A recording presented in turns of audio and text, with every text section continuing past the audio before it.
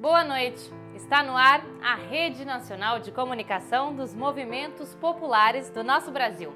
A nossa Central do Brasil traz hoje um debate com o cientista político Luiz Felipe Miguel em uma análise sobre as recentes ações antidemocráticas de grupos neofascistas que apoiam o governo Bolsonaro. Trazemos ainda uma avaliação sobre o novo ministro da Comunicação e os interesses no leilão do controle da tecnologia de 5G no Brasil. E uma dica especial de livro com o jornalista Fernando Moraes. Você acompanha tudo isso e mais um pouco agora.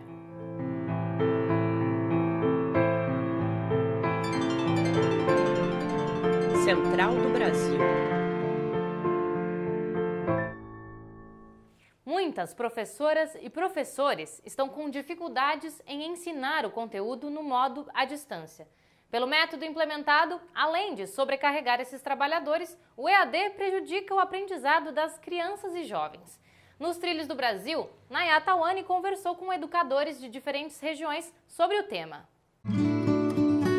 Trilhos do Brasil. Diante da pandemia da Covid-19, estudantes e professores tiveram que se adaptar ao sistema de ensino à distância. Com as escolas fechadas, a dinâmica virtual foi implementada. No entanto, a secretária-geral da Confederação Nacional dos Trabalhadores em Educação, Fátima da Silva, revela a falta de suporte à categoria de professores. Estamos vendo do dia para a noite a modalidade de educação virtual, imposta sem nenhuma discussão com a categoria, com os professores, com a comunidade escolar.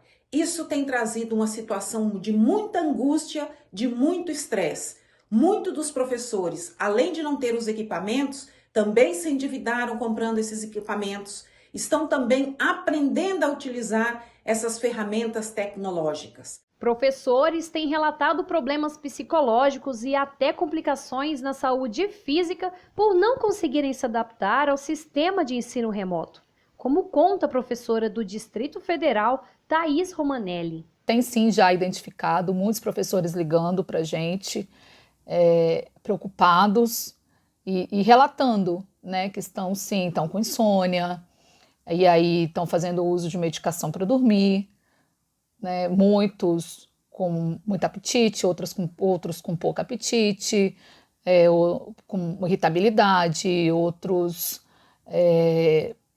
mostrando até assim, um aspecto depressivo, por não estarem familiarizados com essas novas ferramentas. No âmbito das universidades não é diferente. Caroline Lima, professora da Universidade do Estado da Bahia, comenta a necessidade do debate sobre este tema. Ele precisa passar pelas instâncias da universidade, o debate sobre trabalho remoto, no CONCEP, no CONSUL. Então, acho que o desafio que está colocado trabalho remoto tem que ser amplamente debatido na comunidade universitária. Ele não pode ser imposto. Eu acho que esse é o principal desafio para a gente hoje. E vamos falar agora das ameaças à democracia. Se do nosso lado a gente trava a luta pela democratização dos meios de comunicação, na contramão, o governo Bolsonaro promove o leilão da rede 5G e ameaça a autonomia das telecomunicações no país. A gente volta com a repórter Nayata Wani, que traz outras informações. Olá, Nayá! Boa noite, Pamela. O governo federal recriou o Ministério das Comunicações e deu comando para o deputado do PSD, Fábio Faria. Uma das principais intenções dessa pasta é implantar o sistema de tecnologia 5G no Brasil. Porém, este processo envolve um leilão de grandes empresas que detêm o capital, fato que monopoliza a telecomunicação brasileira. Confira mais informações no VT. Uma disputa geopolítica interfere na escolha da empresa responsável pela implantação do 5G no Brasil. O leilão desperta o interesse estrangeiro, fato que ameaça a liberdade da telecomunicação do país. Como explica Marina Pita, ativista pelo direito à comunicação do coletivo Intervozes. E hoje há uma disputa muito grande em relação a como é que os pequenos provedores de telecomunicações eles podem entrar nesse jogo. Por quê? Os pequenos provedores de serviços de telecomunicações, eles têm investido em fibra ótica, levado conexão para várias cidades não atendidas ou não adequadamente atendidas por esses grandes players, e a consolidação de pequenos e médios negócios no Brasil inteiro. E há uma possibilidade, com a chegada do 5G nesse interior do Brasil, que essas empresas quebrem.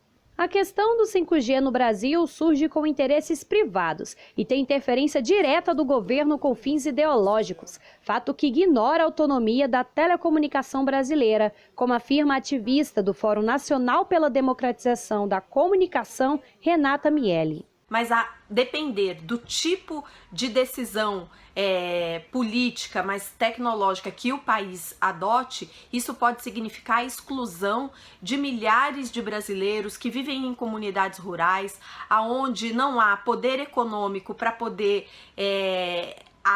adquirir equipamentos e conexões a alto custo, que é o que pode significar essa parceria, esse alinhamento com o padrão norte-americano. Mas essa tentativa de controle ideológico não está passando batido.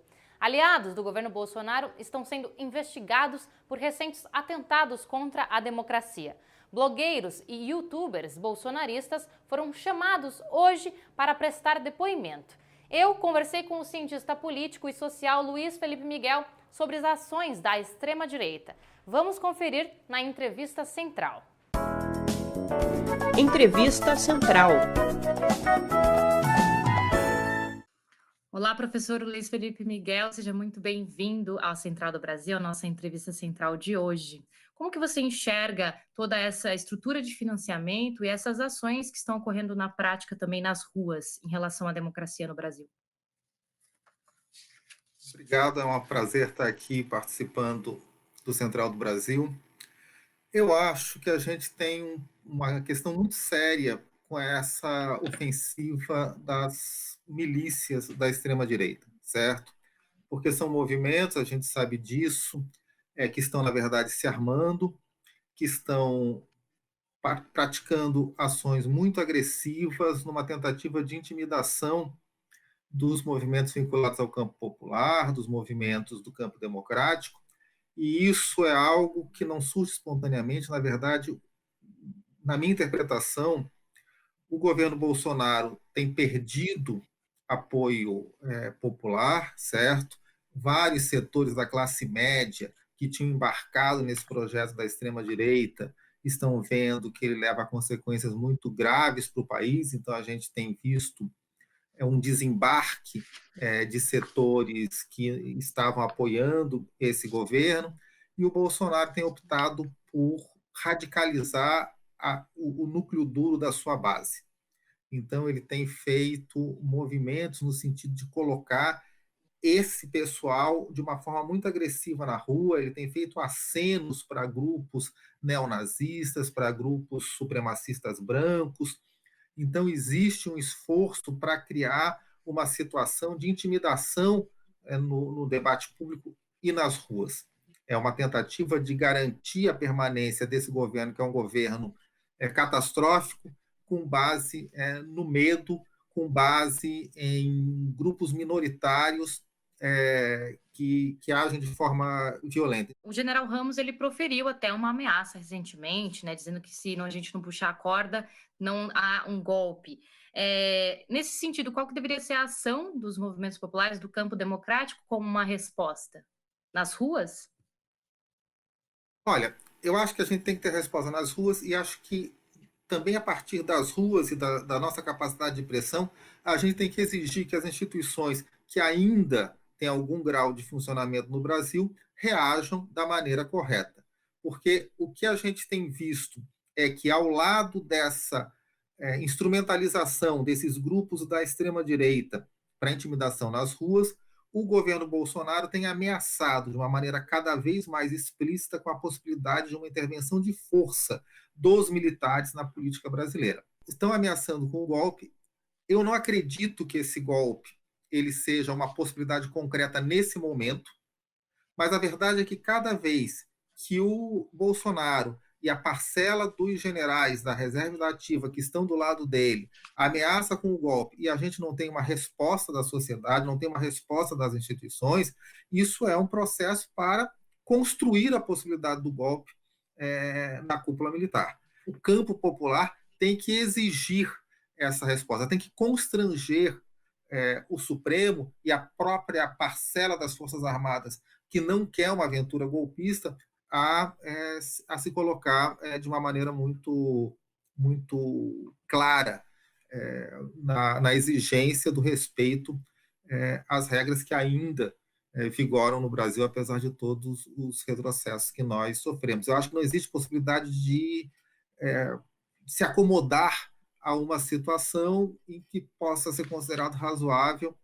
que o presidente da República ameace o poder judiciário, o poder legislativo e a sociedade como um todo com um golpe militar. Isso significa, na verdade, que nós já estaríamos para o lado de lá de uma ditadura militar. Então, é necessário bloquear nesse momento. Eu acho que essas operações que estão sendo feitas para punir e impedir a continuidade dessas mobilizações contra a democracia, ou seja, para uma radicalização à direita, elas são muito importantes exatamente porque mostram que existe ainda no Estado brasileiro setores que estão dispostos a cortar essa possibilidade antes que ela se afigure de fato como uma ameaça palpável. Eu acho que cabe ao campo popular, é claro que a gente está em condições muito difíceis, seja pelas derrotas que nós acumulamos, seja pela condição da pandemia, para promover a mobilização, mas cabe ao campo popular, com a força que ainda tem, com os porta-vozes que possui, pressionar para que essas medidas de controle da escalada fascista, da escalada antidemocrática, esses mecanismos de controle sejam colocados em ação da maneira mais forte possível nesse momento. Pois é preciso barrar o avanço desse autoritarismo. E para você entender um pouco mais sobre como se dá esse processo de escalada do fascismo, o jornalista Fernando Moraes tem uma dica especial de livro na nossa Parada Cultural de hoje. Vamos conferir. Parada Cultural. Olá, boa noite a todas e a todos. Em primeiro lugar, eu queria saudar os companheiros e companheiras que estão fazendo Central do Brasil, que eu espero que vá se converter o mais breve possível na nossa rede da legalidade. Eu estou aqui hoje para dar uma dica de um livro que eu estou lendo, chamado M, O Filho do Século. É uma história escrita por um autor italiano chamado Antonio Scurati, e é a biografia do Benito Mussolini, do Duce. Foi lançado pela Intrínseca aqui no Brasil, mas hoje, particularmente, ele tem uma importância adicional para nós, que é para as pessoas saberem como é que nasceu o fascismo italiano, como é que foi as semelhanças, enormes semelhanças entre o que aconteceu no surgimento do Mussolini na Itália e o surgimento do genocida, do capitão Jair Bolsonaro aqui no Brasil. O Central do Brasil fica por aqui, mas você pode enviar as suas dicas culturais, perguntas e opiniões para a gente. Nosso WhatsApp é 11 94610 4472. Ou você pode mandar um e-mail para a redecentraldobrasil@gmail.com. Eu agradeço a sua audiência em todos os nossos canais. Nos encontramos amanhã. Até!